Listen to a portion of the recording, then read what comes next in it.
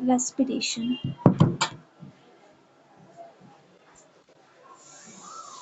Hello my dear friends, welcome to Careerwell. कैसे हैं आप सभी का स्वागत है, खैर मकदम इस्तकबाल आज के सेशन में।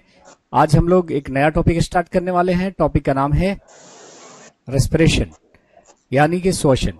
तो सभी लोग लाइव आएं और बताएं कि हमारी आवाज और तस्वीर आप तक पहुंच रही है। तो आज के सेशन का आगाज होगा, शुभारंभ होगा। So tell me, is everything okay? Am I audible and visible to all of you guys? Chandrakala Sharma हमारे साथ हैं, राधे कृष्ण, रोहित जोगी, तनु गौतम, मोहित, बंटी स्वामी, नेहा यादव, निधि यादव। तो सभी का स्वागत है, खैर मकदम में इस्तकबाल है और इस उम्मीद के साथ कि मैं आप तक पहुंच रहा हूं, हमारी आवाज और तस्वीर आप तक पहुंच रही है। करते हैं आज के सेशन का आगाज बिना किसी देर के। अंजलि, बपन, विश्वास, चंद्रकला शर्मा, आकाश मिथिला से हैं। चलिए, तो सभी का स्वागत है। स्टार्ट करते हैं रेस्पिरेशन, अपना नया टॉपिक। हमने एनिमल न्यूट्रिशन फिनिश किया है, प्लांट न्यूट्रिशन फिनिश किया है, ये हमारा तीसरा टॉपिक है। ओके, सो गाइस, जैसे ही रेस्पिरेशन की बात आती है आपके दिमाग में आता है सांस लेना छोड़ना, है ना। लेकिन माय डियर फ्रेंड्स, एक बात मैं आपको बताऊं कि सांस लेना और छोड़ना ब्रीदिंग कहलाता है, श्वास जिसे कहते हैं। और एक्चुअली में रेस्पिरेशन क्या होता है? भोजन का जलना और जलकर ऊर्जा देना। हम लोगों ने खाना खाया, ठीक है, खाना खाने के बाद डाइजेशन हुआ, ग्लूकोज बना और ये ग्लूकोज अब जलकर एनर्जी देगा और इसी को हम लोग क्या कहते हैं? रेस्पिरेशन कहते हैं। ठीक है नेहा, चलिए, बढ़िया है, ऑडिबल और विजिबल है। चलिए, हाँ, ये हर क्लास के लिए है, बीपीएससी को भी पढ़ाते हैं। ये जो हमारा साइंस स्पेशल का जो बैच है ना, वो हर एग्जाम के लिए, चाहे वो सीडीएस हो, एनडीए हो, एफकैट हो, है ना, रेलवे के एग्जाम्स हो, चाहे वो पीसीएस के एग्जाम्स हो, बीपीएससी के एग्जाम हो, सबके लिए है इंपॉर्टेंट। तो चलिए, सबसे पहले हम डेफिनेशन पे आते हैं। रेस्पिरेशन की डेफिनेशन है कि the process of releasing energy from food is known as what? Respiration. भोजन से, या हम यूं कहें पचे हुए भोजन से ऊर्जा मुक्त करने की जो प्रक्रिया है वो श्वसन कहलाती है। तो ये हो गई डेफिनेशन अभी 10th लेवल की। इस डेफिनेशन को हम अपडेट करेंगे अभी आगे चल करके कि एक्चुअली में रेस्पिरेशन होता क्या है। तो the process of releasing energy from food is known as what? Respiration. भोजन से ऊर्जा मुक्त करने की प्रक्रिया श्वसन कहलाती है।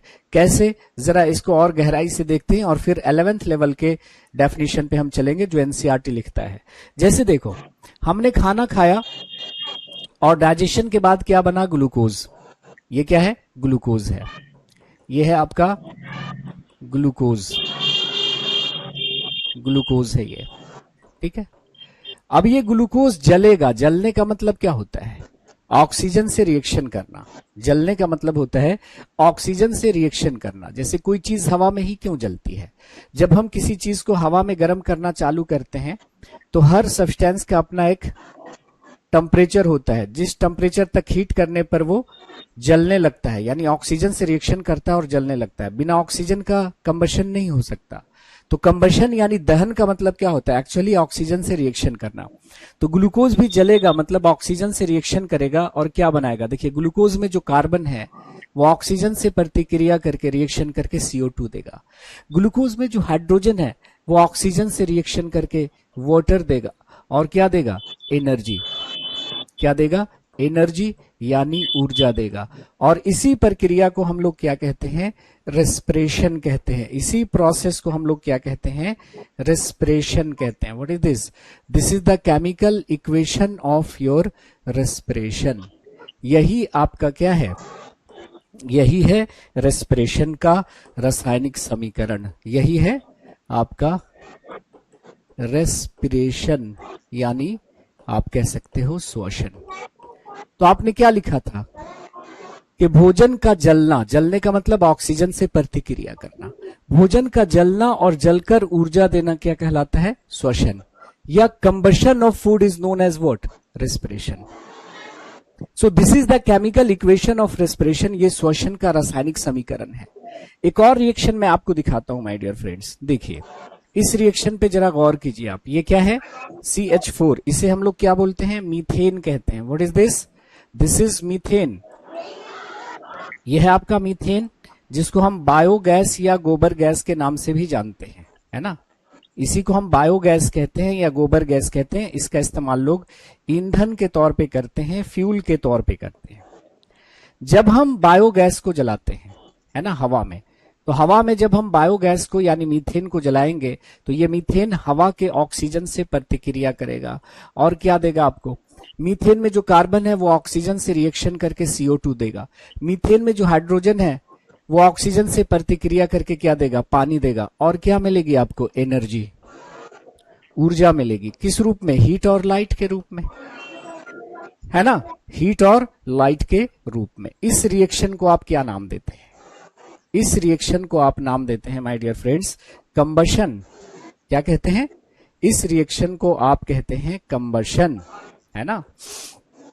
इस रिएक्शन को हम कहते हैं कंबशन या कंबशन रिएक्शन, दहन अभिक्रिया, या सिर्फ दहन बोलते हैं, है ना, जलना। अब आप केमिस्ट्री के नजरिए से अगर बात करें तो केमिस्ट्री के नजरिए से दोनों रिएक्शन में कोई अंतर है क्या? आप कहेगा नहीं, सिर्फ दोनों का एंड प्रोडक्ट, दोनों का अंतिम उत्पाद क्या है, सेम है, तो रिएक्शन सेम हो गया। मतलब क्या हुआ कि अगर बॉडी के बाहर कुछ जलता है तो उसका नाम क्या दिया गया है, कंबशन या कंबशन रिएक्शन। लेकिन यही रिएक्शन अगर बॉडी में हो रहा है, एनिमल बॉडी में या प्लांट बॉडी में हो रहा है, तो इसी रिएक्शन का नाम क्या दे दिया गया है, रेस्पिरेशन। मतलब आप कह सकते हैं कि respiration is nothing but it is a combustion reaction which takes place inside the body of a living organism. मतलब श्वसन और कुछ नहीं, दहन अभिक्रिया है जो सजीवों के शरीर में हो रहा है। अगर कंबशन रिएक्शन हमारी बॉडी में या प्लांट की बॉडी में हो रहा है तो उसी का नाम दे दिया गया है रेस्पिरेशन। रेस्पिरेशन से कहने से एक बात क्लियर है कि ये कंबशन ही है, लेकिन कहां हो रहा है, सजीवों के शरीर में।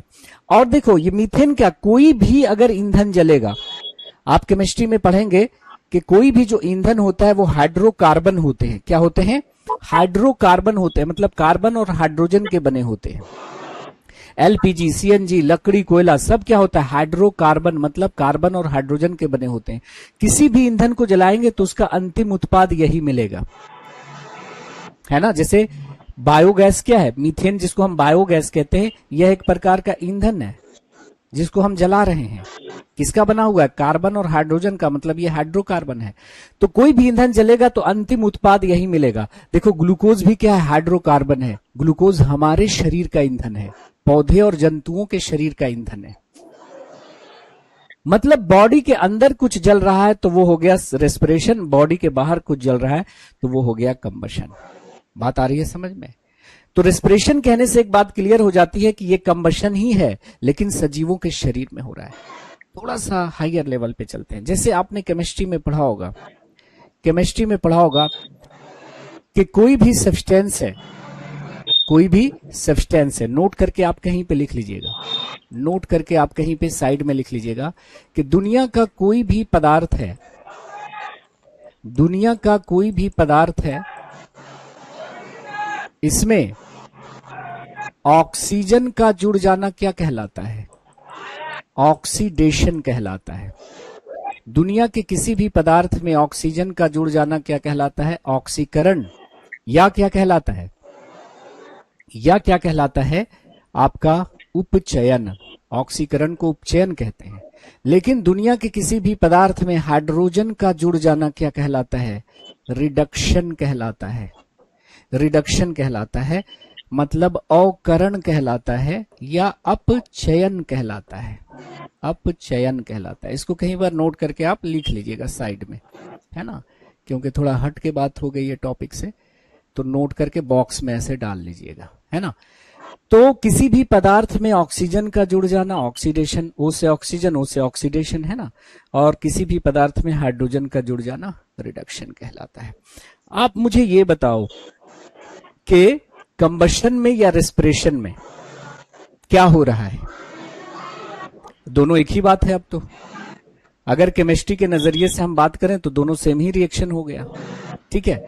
तो इसमें क्या हो रहा है, ऑक्सीजन ऐड हो रहा है ना, तो ऑक्सीजन ऐड हो रहा है मतलब ऑक्सीडेशन है। मतलब अगर हम इसे केमिस्ट्री के नजरिए से बात करें तो आप कह सकते हैं कि भाई आप जिसे रेस्पिरेशन कहते हैं ना, आप जिसे रेस्पिरेशन कहते हैं ना, दरअसल आम बोलचाल में उसे हम कंबशन कहते हैं, और केमिस्ट्री की भाषा में इसी को क्या कहते हैं, ऑक्सीडेशन कहते हैं। मतलब क्या हुआ कि भाई श्वसन कुछ और नहीं, दहन अभिक्रिया है। और केमिस्ट्री के नजरिए से बात करें तो ऑक्सीकरण अभिक्रिया है, क्योंकि ग्लूकोज में ऑक्सीजन ऐड हो रहा है। तो देखो अब एनसीईआरटी 11th क्लास क्या लिखता है, 11th क्लास की जरा डेफिनेशन देख लो। वो तो बच्चों वाली डेफिनेशन थी कि भोजन का जलना और जलकर ऊर्जा देना श्वसन कहलाता है। एनसीईआरटी क्या लिखता है कि कंबशन ऑफ फूड और oxidation of food is known as respiration. भोजन का दहन या भोजन का ऑक्सीकरण कहलाता है श्वसन। बात आ रही है समझ में? ठीक है जी अरुण साहब, प्रीलिम्स के लिए है ना? हाँ उतनी ही क्लास है मंजीत साहब, ठीक है कल की। वो कुछ टेक्निकल इशू था तो वहीं तक हो पाई थी। तो बात समझ में आई? कंबशन ऑफ फूड और ऑक्सीडेशन ऑफ फूड, भोजन का दहन या भोजन का ऑक्सीकरण कहलाता है भाई साहब आपका श्वसन। अब देखिए एक चीज मैं आपको और यहां पे बताना चाहता हूं, एक चीज मैं आपको और बताना चाहता हूं। यह है प्रकाश संश्लेषण का, यह है आपका, देखिए यह है आपका प्रकाश संश्लेषण का रासायनिक समीकरण, है कि नहीं?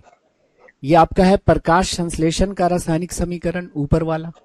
प्रकाश संश्लेषण में पौधे क्या करते हैं, CO2 लेते हैं। यहां पे इक्वेशन को बैलेंस कर दिया गया है, आप सिर्फ CO2 लिख सकते हैं, और पानी लेते हैं। और ऊर्जा कहां से लेते हैं, सूर्य प्रकाश से ऊर्जा लेते हैं, है ना? ऊर्जा कहां से लेते हैं, सूर्य प्रकाश से, और बना लेते हैं अपना खाना ग्लूकोज, और हमें जिंदा रहने के लिए दे देते हैं oxygen. This is the chemical equation of what, photosynthesis. ये प्रकाश संश्लेषण का रासायनिक समीकरण हो गया। पौधे ने क्या बनाया, ग्लूकोज डायरेक्ट। हम लोग खाना खाते हैं तो डाइजेशन के बाद बनता है ग्लूकोज, लेकिन पौधे ने अपना खाना डायरेक्ट बनाया है ग्लूकोज, खाना बन गया। अब उससे एनर्जी चाहिए तो ये ग्लूकोज क्या होगा, जलेगा। ईंधन जलेगा तब तो गाड़ी चलेगी। हमारे शरीर का ईंधन है ग्लूकोज। जलने का मतलब होगा ऑक्सीजन से प्रतिक्रिया। ग्लूकोज जलेगा और जल कर क्या देगा, CO2, वाटर और energy. This is the chemical equation of respiration. ये श्वसन का रासायनिक समीकरण है। अब दोनों को आप कंपेयर करो, दोनों इक्वेशन को, तो दोनों इक्वेशन को कंपेयर करने पर यह पता चलता है माय डियर फ्रेंड्स कि दोनों एक दूसरे का रिवर्स प्रोसेस है। दोनों एक दूसरे का रिवर्स प्रोसेस है। देखो ना यहां पर CO2 प्लस पानी प्लस ऊर्जा, ग्लूकोज और ऑक्सीजन। यहां पे ग्लूकोज और ऑक्सीजन मिल रहे हैं तो CO2 निकल रहा है, पानी निकल रहा है और एनर्जी रिलीज हो रही है। देखो यहां पर एनर्जी यूज हो रही है और यहां पर एनर्जी रिलीज हो रही है। So when we compare these two equations then we can say that respiration and photosynthesis are the reverse.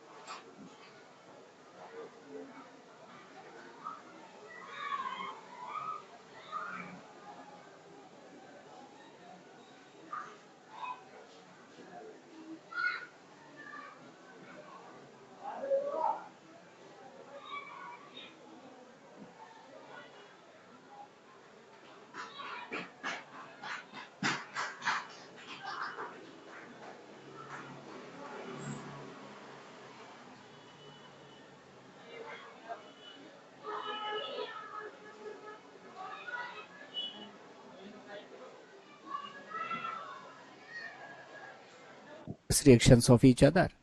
अगर हम इन दोनों रिएक्शन को कंपेयर करें, तुलना करें, तो देखेंगे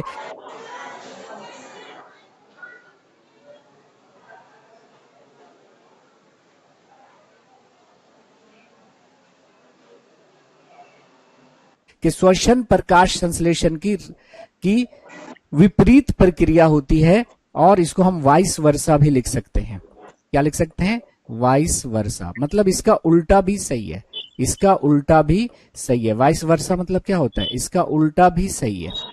यानी हम कह सकते हैं कि श्वसन प्रकाश संश्लेषण की विपरीत प्रक्रिया होती है ना, विपरीत प्रक्रिया होती है। इसका उल्टा भी सही है, प्रकाश संश्लेषण श्वसन की विपरीत प्रक्रिया होती है। दोनों एक दूसरे का रिवर्स रिएक्शन है। ये तो आपने इक्वेशन को कंपेयर करके बता दिया कि सर दोनों एक दूसरे का रिवर्स रिएक्शन लग रहा है ना। देखो ना, इक्वेशन दोनों का एक साथ लिखा मैंने, लेकिन एक और नजरिए से हम दोनों को रिवर्स बता सकते हैं। एक तो इक्वेशन को कंपेयर करके बता सकते हैं प्रिंस, ठीक है, बात आ रही है समझ में? हाँ, ये न्यू चैप्टर है राधेश्याम साहब, ठीक है। लेकिन एक और नजरिए से हम बता सकते हैं कि दोनों एक दूसरे का रिवर्स प्रोसेस। देखो, केमिस्ट्री में आप पढ़ोगे कि एक ऐसी अभिक्रिया जिसमें एनर्जी एब्जॉर्ब होती है, अवशोषित होती है या यूज होती है, ऐसे रिएक्शन को हम लोग कहते हैं एंडोथर्मिक रिएक्शन। क्या कहते हैं my dear friends? Endothermic reaction, है ना। मतलब ऊष्मा शोषी अभिक्रिया, ऊष्मा शोषी अभिक्रिया। और एक ऐसी अभिक्रिया जिसमें ऊर्जा निकलती है, एनर्जी रिलीज होती है, उसको क्या बोलते हैं? Exothermic reaction, exothermic reaction. ऊष्मा क्षेपी अभिक्रिया। तो ऊष्मा शोषी अभिक्रिया और ऊष्मा क्षेपी अभिक्रिया एक दूसरे का क्या होता है? रिवर्स होता है ना। तो अगर कोई आपसे पूछ दे कि प्रकाश संश्लेषण कैसा प्रोसेस है, एक्सो या एंडो, तो कहिएगा सर प्रकाश संश्लेषण में तो लिया जा रहा है ना, तो एंडो अंदर जा रहा है, और एग्जिट होना मतलब निकलना, एक्सो मतलब एग्जिट होना, निकलना। ऐसा रिएक्शन, ऐसी प्रतिक्रिया जिसमें एनर्जी या हीट निकलती है, उसको बोलते हैं एक्सोथर्मिक। तो यहां पे हम रेस्पिरेशन पढ़ रहे हैं, तो यहां पे लिख लीजिएगा कि respiration is an example of exothermic reaction. श्वसन एक प्रकार की ऊष्माक्षेपी अभिक्रिया है। तो अपने आप समझ में आ जाएगा कि प्रकाश संश्लेषण कैसी हो जाएगी? ऊष्मा शोषी, क्योंकि दोनों एक दूसरे का रिवर्स रिएक्शन है। एक और नजरिए से हम दोनों को रिवर्स बतला सकते हैं, एक और नजरिए से हम दोनों को रिवर्स बतला सकते हैं। कैसे? देखिएगा, नोट करके कहीं पे लिख लीजिएगा, टॉपिक से थोड़ा हटकर है। देखिए, आपने नाम सुना होगा मेटाबॉलिज्म, उपापचय, या इसी को बोलते हैं मेटाबॉलिक प्रोसेस, उपापचय क्रियाएं। ये क्या होता है कि किसी भी लिविंग ऑर्गेनिज्म की बॉडी में, किसी भी सजीव के शरीर में होने वाले जितने भी केमिकल रिएक्शंस हैं, किसी भी सजीव के शरीर में होने वाले सभी रासायनिक प्रतिक्रियाओं को एक साथ क्या कहते हैं? मेटाबॉलिज्म कहते हैं, उपापचय कहते हैं, या उपापचय क्रियाएं कहते हैं। और ये मेटाबॉलिज्म दो प्रकार की होती हैं। एक होती है एनाबॉलिज्म या एनाबॉलिक प्रोसेस भी बोल देते हैं इसको। एनाबॉलिक प्रोसेस मतलब उपचय क्रियाएं, या सिर्फ उपचय लिख सकते हैं।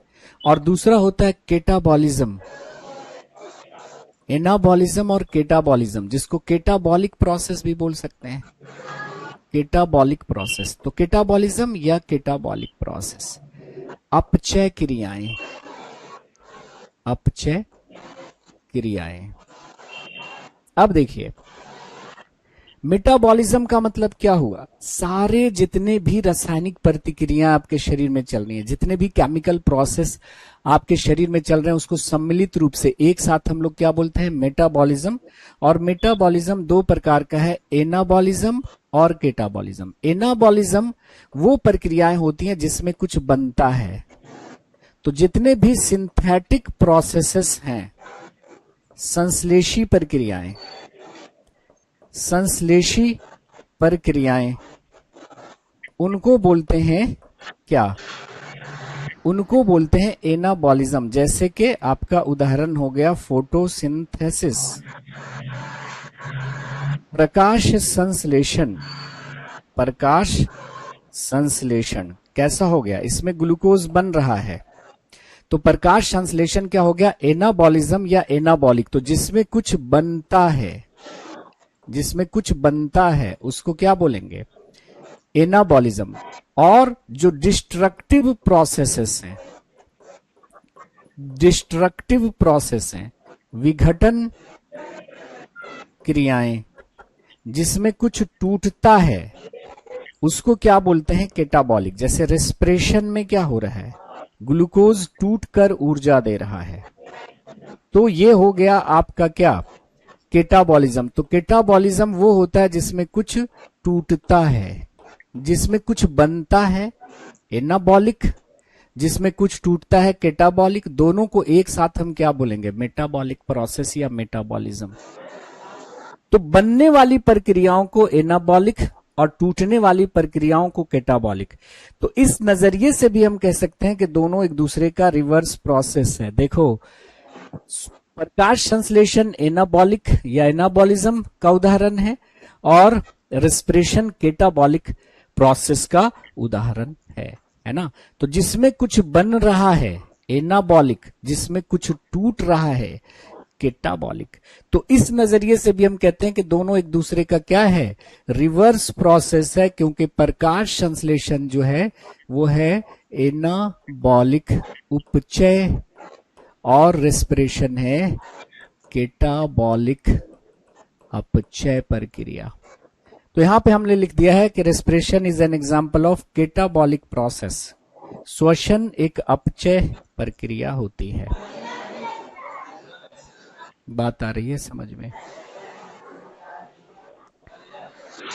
तो इन तीनों के अंदाज में हम बोल सकते हैं, तीनों पॉइंट्स को मद्देनजर बोल सकते हैं कि भाई दोनों एक दूसरे का रिवर्स प्रोसेस। और कितना बताऊं, तीन तरह से तो बता दिया कि दोनों एक दूसरे का रिवर्स प्रोसेस है। तो सजीवों के शरीर में होने वाली सभी रासायनिक क्रियाओं को नोट करके कहीं पे लिख लीजिएगा। सजीवों के शरीर में होने वाली सभी रासायनिक क्रियाओं के योग को हम उपापचय कहते हैं। और उपापचय दो प्रकार के होते हैं, अपचय जैसे कि प्रकाश संश्लेषण मतलब जिसमें कुछ बनता हो, और श्वसन जिसमें कुछ टूट रहा हो, उसको केटाबॉलिक बोलेंगे। तो एनाबॉलिज्म में बनता है और केटाबॉलिक में टूटता है। कि तुम अगर टूट के बिखरो तो बताना मुझको, तुम अगर टूट के बिखरो तो बताना मुझको, हम तुम्हें रेत के जर्रों से भी चुन सकते हैं। तुम अगर टूट के बिखरो तो बताना मुझको, हम तुम्हें रेत के जर्रों से भी चुन सकते हैं। और मोहब्बत से, इनायत से, वफा से चोट लगती है। मोहब्बत से, इनायत से, वफा से चोट लगती है। बिखरता फूल हूं, मुझको हवा से चोट लगती है। और इतना टूटा हूं कि छूने से बिखर जाऊंगा। अब अगर और दुआ दोगे तो मर जाऊंगा, है ना। तो कहने का मतलब है जिसमें कुछ टूटे, ऐसी प्रक्रियाओं को केटाबॉलिज्म या केटाबॉलिक, जिसमें कुछ बने ऐसी प्रक्रियाओं को एनाबॉलिक या एनाबॉलिज्म, और दोनों को एक साथ क्या बोलेंगे, मेटाबॉलिज्म। समझ में आया कुछ? राधे श्याम साहब, अंजलि, रोशनी सिंह। ओके, तो हमने अभी बस इतना देखा कि प्रकाश संश्लेषण और रेस्पिरेशन एक दूसरे का रिवर्स प्रोसेस है। एक घटिया सा सवाल पूछा गया, आप देख लीजिए। अब ये सवाल आपको घटिया ही लगेगा, जल्दी बताइए। शिव ओम साहब जवाब दीजिए।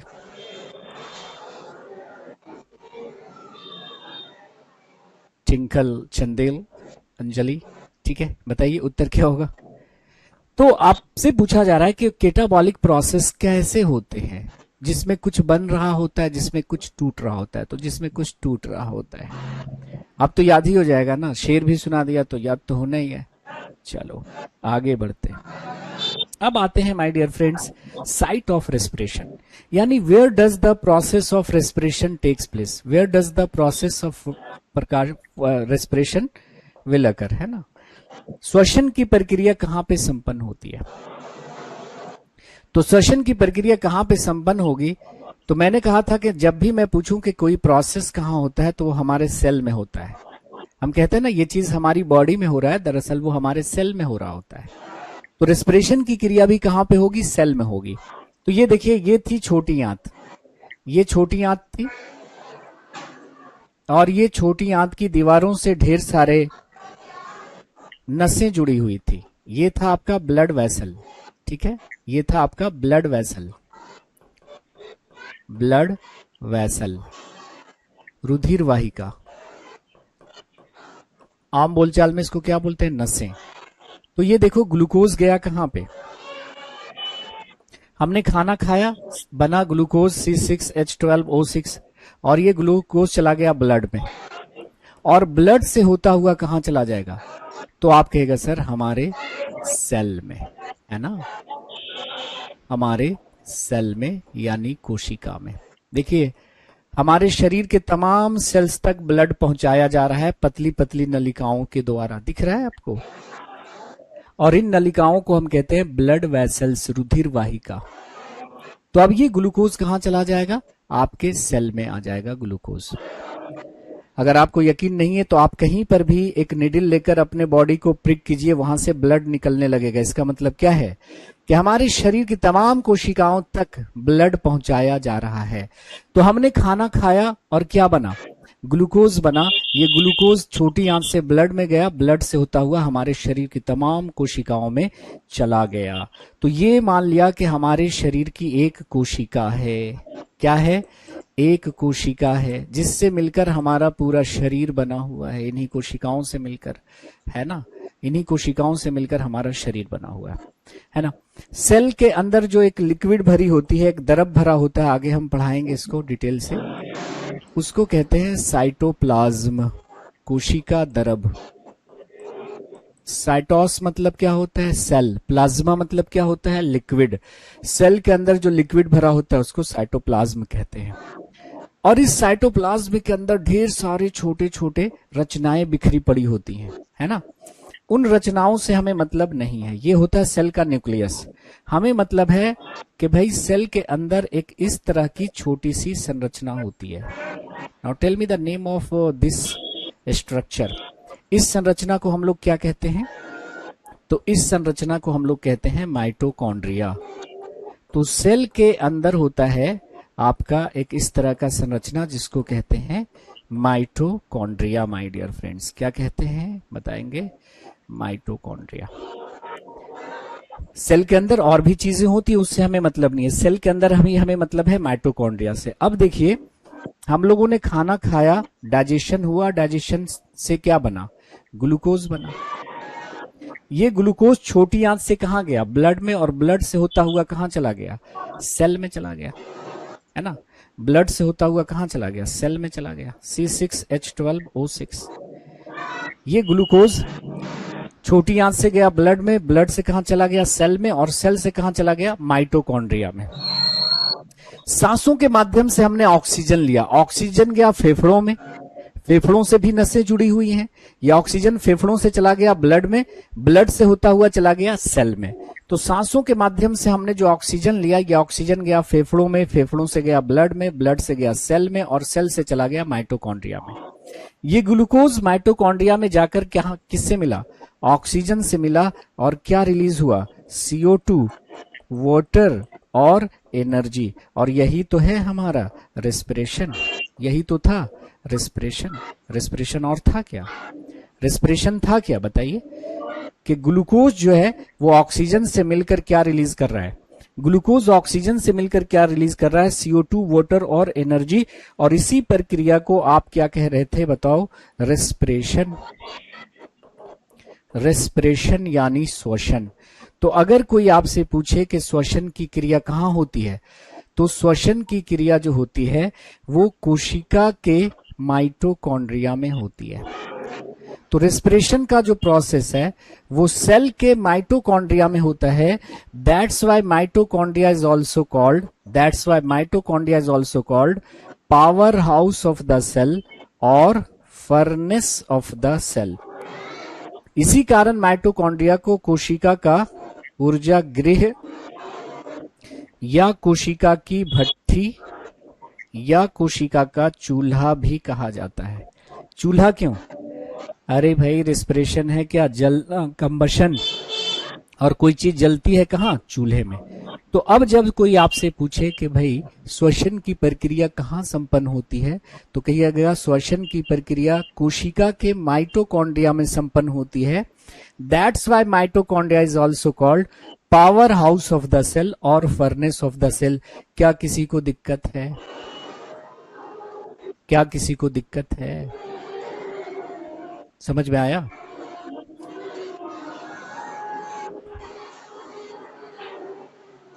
RX का मतलब होता है आप लीजिए, है ना। तो इस पॉइंट को जरा लिख लो। जैसे क्वेश्चन आपसे पूछ लिया जाए कि प्रकाश संश्लेषण की प्रक्रिया कहाँ होती है, ये तो एक्सप्लेनेशन मैंने दे दिया। अब इसको पॉइंट वाइज लिख लो, है ना। लिख लो, the process of respiration takes place in mitochondria.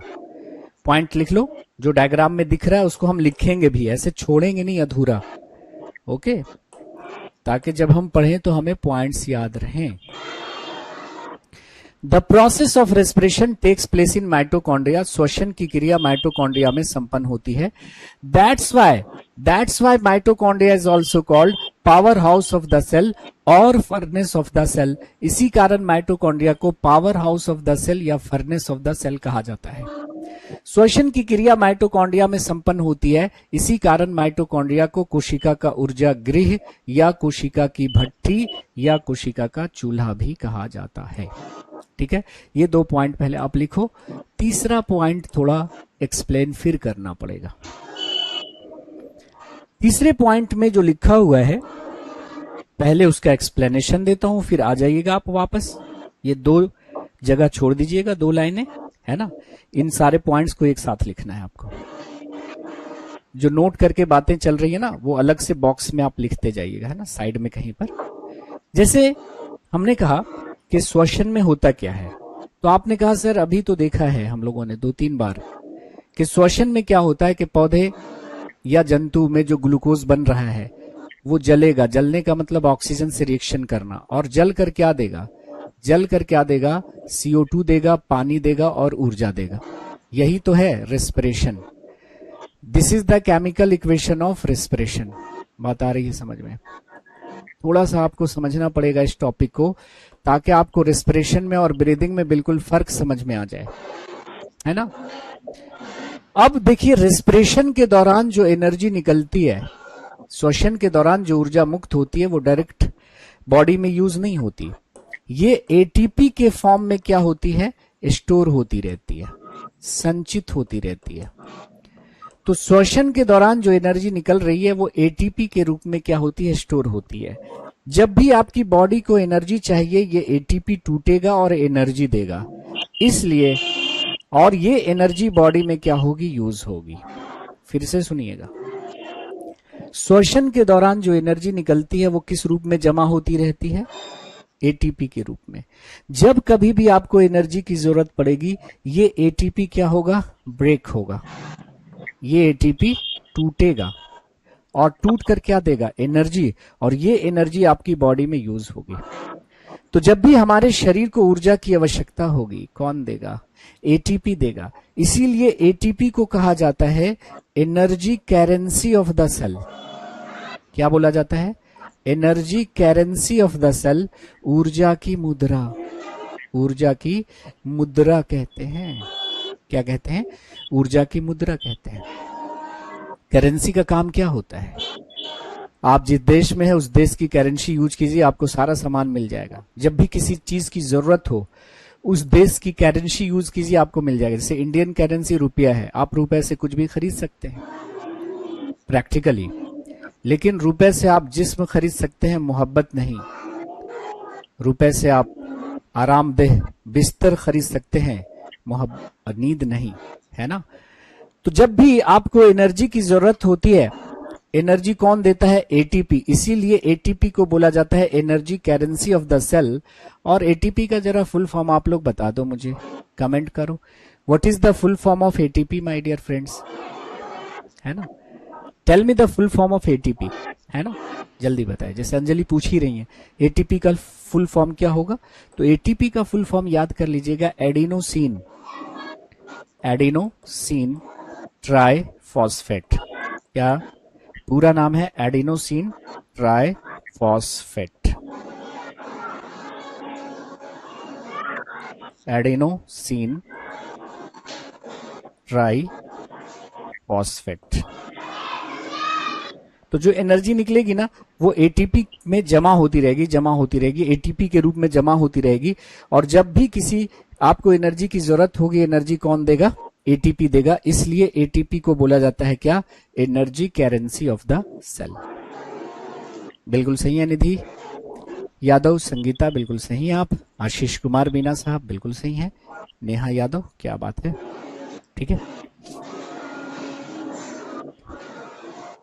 नहीं आधी नहीं, वो पूरी ही क्लास है, बीच में टेक्निकल इश्यू हो गया था तो हमने रेस्पिरेशन शुरू करना था कल, आज शुरू हुई है कि नहीं? चलो आगे आते हैं। टाइप्स ऑफ रेस्पिरेशन, श्वसन के प्रकार। अगला हमारा हेडिंग होगा टाइप्स ऑफ रेस्पिरेशन, श्वसन के प्रकार। वी ऑल नो दैट श्वसन दो प्रकार के होते हैं। Respiration is of two types. श्वसन कितने प्रकार के होते हैं? दो प्रकार के। पहला कहलाता है एरोबिक रेस्पिरेशन, आक्सी श्वसन या वायवीय श्वसन। कभी कभी किताबों में वायवीय श्वसन भी लिख देगा, कभी आक्सी श्वसन लिख देता है। और दूसरा होता है एन एरोबिक रेस्पिरेशन, अनाक्सी श्वसन या अवायवीय श्वसन, अवायवीय श्वसन, ठीक है। सो हम सभी जानते हैं कि respiration is of two types. श्वसन दो प्रकार के होते हैं, एक ऑक्सी होता है, एक अनाक्सी होता है। देखो एरोब मतलब क्या होता है? एयर, और एयर से यहाँ पे मुराद क्या है? ऑक्सीजन। एयर से मतलब क्या है? ऑक्सीजन। मतलब वो रेस्पिरेशन जो ऑक्सीजन के प्रेजेंस में होगा, वो रेस्पिरेशन जो ऑक्सीजन के प्रेजेंस में होगा उसको एरोबिक बोलेंगे, और जो ऑक्सीजन के एब्सेंस में होगा उसको एनएरोबिक कहेंगे। अब दोनों को कंपेयर करके एक स्लाइड पे मैं दोनों में अंतर दिखा दे रहा हूं, और इससे पूछे गए तमाम क्वेश्चंस जो है ना वो आपसे बन जाएंगे, वादा है। बस जिस्म और जान के साथ बस जुड़े रहिएगा हमारे साथ। कई लोग हैं कि क्लास में बैठे हुए हैं जिस्म के साथ, जान कहीं और घूम रही है ना। ऑफलाइन में मैं देखता हूँ बच्चा क्लास में बैठा हुआ है लेकिन उसका जहन कहीं और घूम रहा होता है ना। तेरे ख्याल में गुम था कि लग गई आंखें, तेरे ख्याल में गुम था कि लग गई आंखें, जरा सी देर को ही तुझसे ख्वाब में मिल आए हम। तो लोग थोड़ी सी देर में कहां कहां घूम कर चले जाते हैं, वो नहीं करना है। Okay, so here we have the differences between the aerobic and anaerobic respiration। सारे पॉइंट्स को एक ही स्लाइड पे हमने समेटने की कोशिश की है, थोड़ा सा देखिएगा, यहां से क्लियर हो जाएंगी बातें। इसमें हमने लिखा है एरोबिक रेस्पिरेशन, और इस कॉलम में हमने लिखा है एनएरोबिक रेस्पिरेशन, अनाक्सी श्वसन या अवायवीय श्वसन, ठीक है जी। अब देखो एरोबिक में ये बताने की जरूरत है क्या कि यह ऑक्सीजन की उपस्थिति में होता है। It takes place in presence of oxygen. अब तो बस एक रस्म अदायगी जैसी है, लिख दिया है मैंने। और एनएरोबिक का मतलब क्या होगा? ये ऑक्सीजन की अनुपस्थिति में होता है। मतलब एब्सेंट है ना, takes place in absence of oxygen, ठीक है। एक पॉइंट तो क्लियर हो गया। ऑक्सी ऑक्सीजन के प्रेजेंस में, अनाक्सी ऑक्सीजन के एब्सेंस में। नाउ एरोबिक चूंकि ऑक्सीजन की उपस्थिति में होगा तो भोजन का पूर्ण दहन होगा, कंप्लीट ब्रेकडाउन होगा, किसका? फूड का। लेकिन यहां पे भोजन का कंप्लीट ब्रेकडाउन नहीं होगा, पार्शियल ब्रेकडाउन होगा, भोजन का आंशिक दहन होगा, पूरी तरह से नहीं जलेगा। नेक्स्ट, जब कंप्लीट होगा ब्रेकडाउन फूड का तो एनर्जी भी काफी ज्यादा निकलेगी। तो ऑक्सी श्वसन के केस में काफी अधिक मात्रा में ऊर्जा मुक्त होगी, और अनाक्सी के केस में काफी कम मात्रा में ऊर्जा मुक्त होगी। कितनी कम, अभी दिखाता हूं, है ना। So very small amount of energy is released as a result of anaerobic respiration. तो ये ऑक्सीजन की उपस्थिति में कंप्लीट ज्यादा ऊर्जा, ऑक्सीजन की अनुपस्थिति में भोजन का आंशिक दहन कम ऊर्जा। अब यहां से तो क्वेश्चन नहीं लगता है कि बनेगा तो आसान हो जाएगा, हलवा टाइप का क्वेश्चन हो जाएगा, आप सब बना दोगे। क्वेश्चन देखो कहां से बनाएगा, क्वेश्चन बनाएगा एंड प्रोडक्ट्स से, अंतिम उत्पाद से, कि भाई एरोबिक रेस्पिरेशन का एंड प्रोडक्ट क्या होगा और एन एरोबिक रेस्पिरेशन के एंड प्रोडक्ट्स क्या होंगे, अंतिम उत्पाद क्या होंगे, ये भी आपको पता है। जैसे मैं आपसे पूछूं कि what are the end products of aerobic respiration, ऑक्सी या वायवीय श्वसन का अंतिम उत्पाद क्या है, तो कहोगे कि सर क्या मजाक वाला क्वेश्चन पूछ रहे हो, ऑक्सी श्वसन होगा तो क्या बनेगा, CO2 बनेगा, और क्या बनेगा, पानी बनेगा, और क्या मिलेगी, ऊर्जा। ऊर्जा किस रूप में, ATP के रूप में। ऊर्जा किस रूप में, ATP के रूप में। कितनी, 38 ATP, या कभी कभी लिखा रहेगा 36 ATP। मतलब क्या हुआ कि जब ग्लूकोज का एक मॉलिक्यूल जलेगा, ग्लूकोज का एक अणु जलेगा तो कितनी ऊर्जा निकलेगी, तो आप बता देना 36 या 38 ATP। तो अगर क्वेश्चन होता है कि what are the end products of aerobic respiration, ऑक्सी श्वसन का अंतिम उत्पाद क्या है, तो आप कहेगा सर CO2, वाटर और एनर्जी। एनर्जी किस रूप में, ATP के रूप में।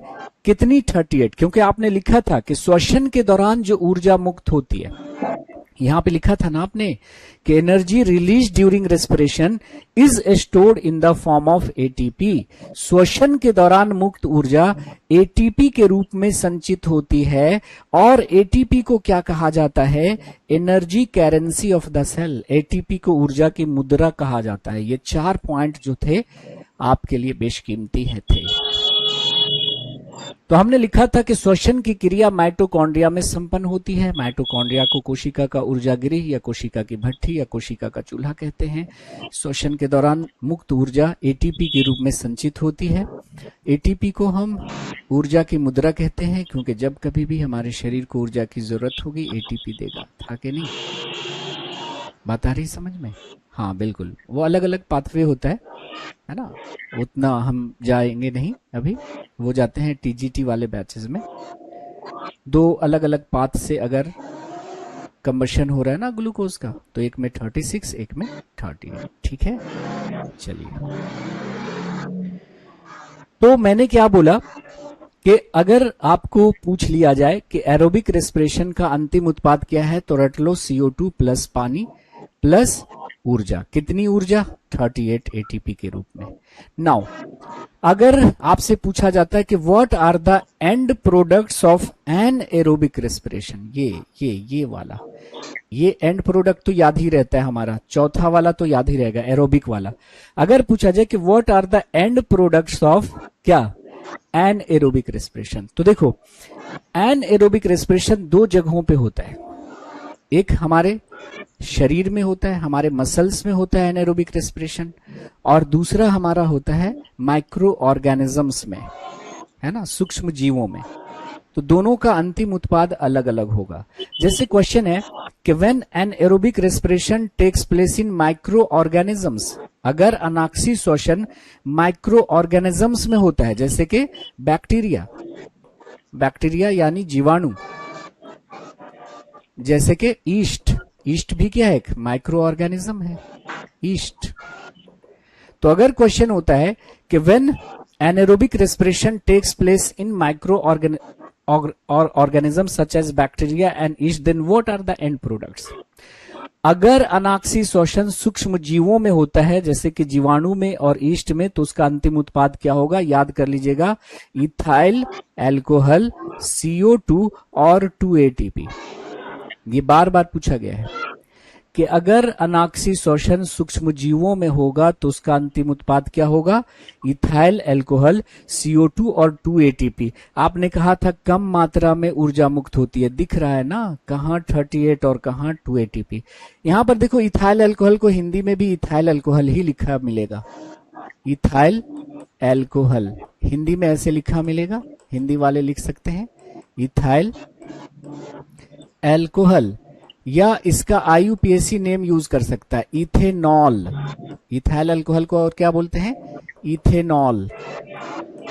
या इसका फॉर्मूला यूज कर सकता है C2H5OH, ये इथाइल अल्कोहल का फॉर्मूला होता है। तो अगर आपसे पूछा जाए कि when anaerobic respiration takes place in microorganisms such as bacteria and yeast, then what are the end products? अगर अनाक्सी श्वसन सूक्ष्म जीवों में अर्थात जीवाणु में और ईस्ट में होता है तो उसका अंतिम उत्पाद क्या होगा? रटना है इथाइल अल्कोहल, CO2 और 2 ATP।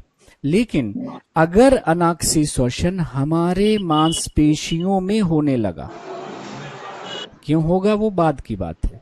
अगर अनाक्सी श्वसन हमारे मांसपेशियों में हो रहा है तो उसका अंतिम उत्पाद क्या होगा?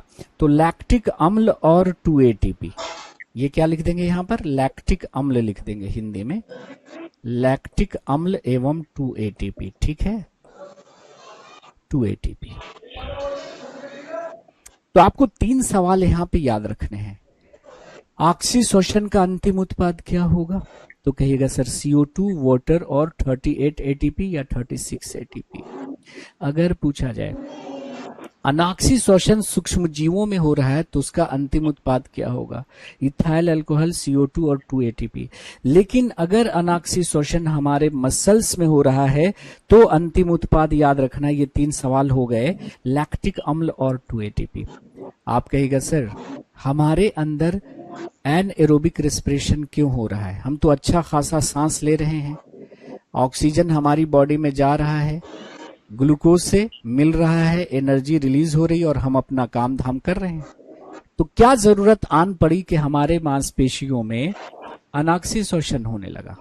तो उसका बड़ा सिंपल सा उत्तर है। देखो, जब हम लोग रिलैक्स मोड में होते हैं, आराम फरमा रहे होते हैं, उस समय एरोबिक रेस्पिरेशन से जो एनर्जी निकलती है ये वाली, ये हमारे लिए काफी होती है, इससे हमारा काम चलता रहता है।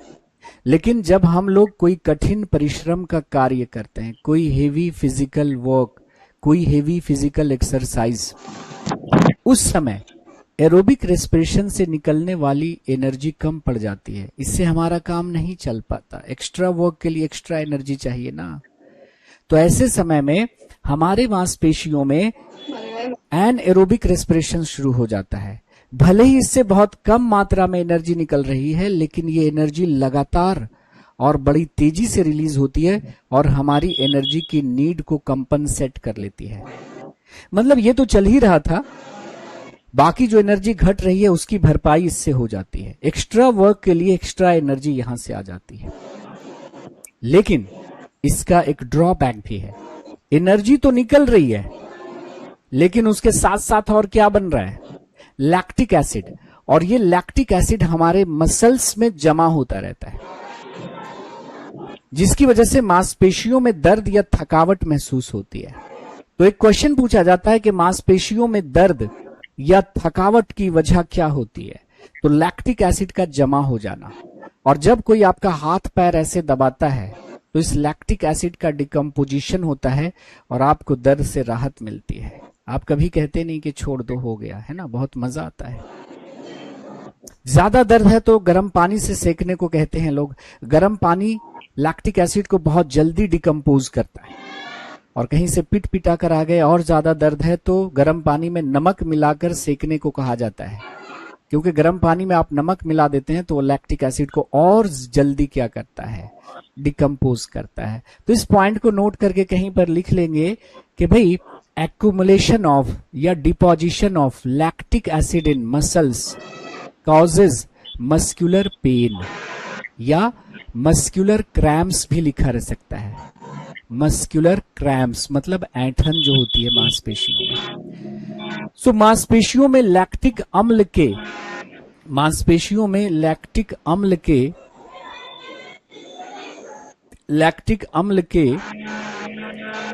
एकत्रित हो जाने के कारण दर्द या थकावट महसूस होती है।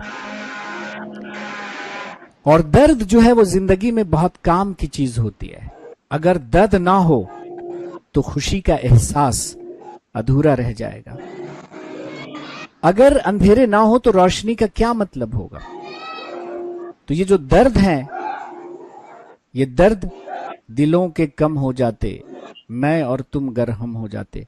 पर दिल में जो दर्द होता है, देखिए ब्रेन और हार्ट में जो दर्द है उसको छोड़कर बाकी जगह की जो दर्द होती है वो लैक्टिक एसिड की वजह से होती है। दिल में दर्द की वजह अलग होती है, जब हम दिल पढ़ेंगे तो बात करेंगे वहां पर।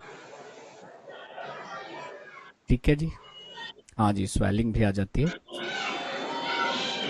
बात आ रही है समझ में? हाँ, लिविंग ऑर्गेनिजम्स में भी होगा बिल्कुल।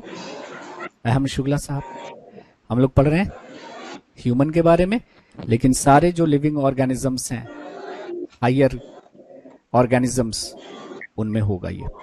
ठीक है, चलिए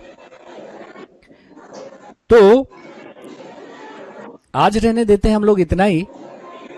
नेक्स्ट क्लास में हम लोग बात करेंगे, नेक्स्ट क्लास में हम लोग बात करेंगे इसको थोड़ा और डिटेल में बात करेंगे, जहां पर हम लोग ग्लाइकोलिसिस और क्रेब्स साइकिल की बात करेंगे। और फिर हम देखेंगे माय डियर फ्रेंड्स के रेस्पिरेशन में और ब्रीदिंग में एक्चुअल में क्या फर्क होता है, क्या अंतर होता है। और फिर हम अपने श्वसन तंत्र पे हम लोग चलेंगे। आज के सेशन में अगर किसी का कोई सवाल है तो पूछ सकते हैं। ठीक है, नहीं वो यूरिक एसिड की वजह से होती है विशाल, आगे हम पढ़ेंगे। अर्थराइटिस, जिसको गाउट या गठिया के नाम से जानते हैं। ठीक है, कौन सी लाइन छूट गई है नेहा, बता दीजिएगा। हाँ, ये नेक्स्ट, अभी हमने जानबूझकर छोड़ा है इसको क्योंकि अभी इसका एक्सप्लेनेशन नहीं हुआ है। वो कल 10 मिनट के एक्सप्लेनेशन के बाद इस पे आएंगे। अभी फिलहाल आप इसको कंप्लीट कर लीजिए, पूरा लिख लीजिए इसको। ठीक है, इस टेबल को आप पूरा लिख लीजिए, लेकिन इसका एक्सप्लेनेशन होगा नेक्स्ट क्लास में, है ना, नेक्स्ट क्लास में होगा। अभी आप ये पूरा टेबल ही उतार लीजिए, छूटी नहीं है, जानबूझकर छोड़ा है मैंने। ठीक, ग्लूकोज जलेगा ना ऑक्सीजन के एब्सेंस में, तो क्या बनेगा, लैक्टिक एसिड और एनर्जी रिलीज होगी। ठीक, समझ में आ रहा है?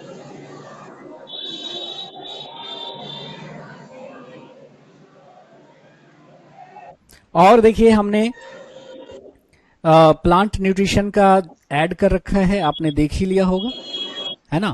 प्लांट न्यूट्रिशन की अगर हम बात करें तो प्लांट न्यूट्रिशन का हमने प्रैक्टिस सेशन जो है वो अपलोड कर दिया है। आप लोग उसको जाकर अपना अपना स्कोर जरूर बताइएगा, अपना अपना स्कोर आप लोग बताइएगा कि आपने कितना परफॉर्म किया है। एनिमल न्यूट्रिशन का भी बताइएगा।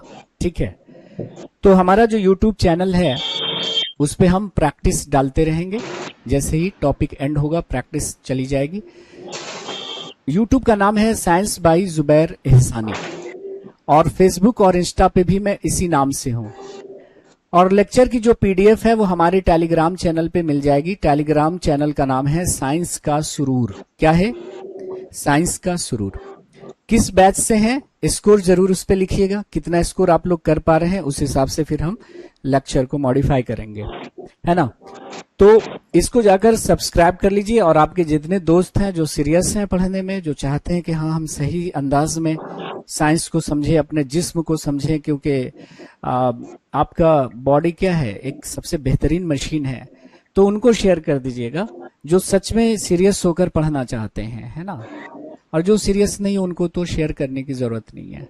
ठीक है जी, तो हमें अच्छे बच्चे चाहिए, अच्छा क्राउड चाहिए, ताकि उनका सिलेक्शन हो सके। तो जो लोग भी सीरियस हैं जरूर आप हमारा यूट्यूब चैनल उसके साथ शेयर कर दीजिएगा। और बीच बीच में हम रील्स वगैरह बनाते रहते हैं, उन रील्स को भी आप देखिएगा एग्जाम के समय में, है ना, जैसे साइंटिफिक नेम्स वगैरह का। तो आज के लिए इतना ही गाइस, मिलते हैं अगले सेशन में, है ना। Have a nice day, take care, bye bye, जय हिंद, थैंक यू वेरी मच। ठीक है, चलिए मिलते हैं। तो YouTube पर अपना अपना स्कोर जरूर लिख दीजिएगा, प्लांट न्यूट्रिशन का भी, और फिर एनिमल न्यूट्रिशन का भी स्कोर आप लोग बताइएगा कि कितना 40 क्वेश्चन होंगे एनिमल न्यूट्रिशन में। तो 40 में से कितने मार्क्स आए, आप किस बैच के हैं वो लिख दीजिएगा, ठीक है। तो आज दीजिए इजाजत, मिलते हैं अगले सेशन में। Have a nice day, take care, bye bye, जय हिंद, thank you very much, see you again.